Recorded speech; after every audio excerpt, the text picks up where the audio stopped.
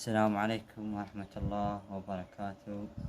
يا أهلا وسهلا بكم متابعينا، شرفتونا بحلقة جديدة من قناة أخوكم حسين حسن عبد علي من محافظة واصل من عشيرة البيضان.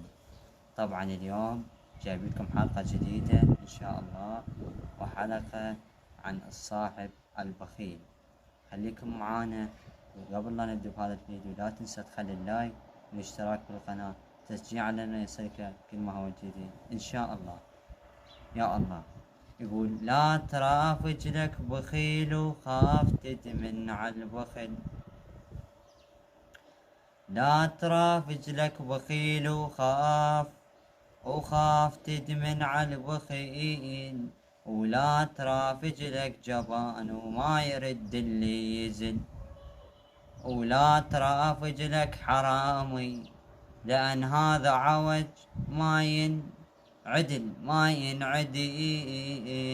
ينعدل، ولا ترافج لك نميم اللي يحكي بالويهين ونذيل، ولا ترافج لك خفيف لأن عقله مثل عقل الطفل. رافج العدة حمية ولو حكي عديل، ورافج العدة شهامة ولو فزع يشيل الحمل. ورافج العدة شهامة ويفزع يشيل الحمل، ورافج العزب بضيوفه منها لا يجل ولا يمل. ورافج الرافج الدلة هذا مر ما ينحمل، ورافج الشداد رأى يوم البخت جد نفل السيد.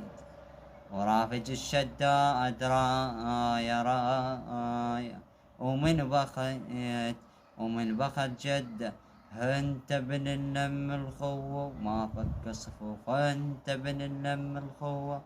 تحياتنا لكم متابعينا، 2000 هلا، يا اهلا وسهلا بكم يا بعد قلبي الاعزاز.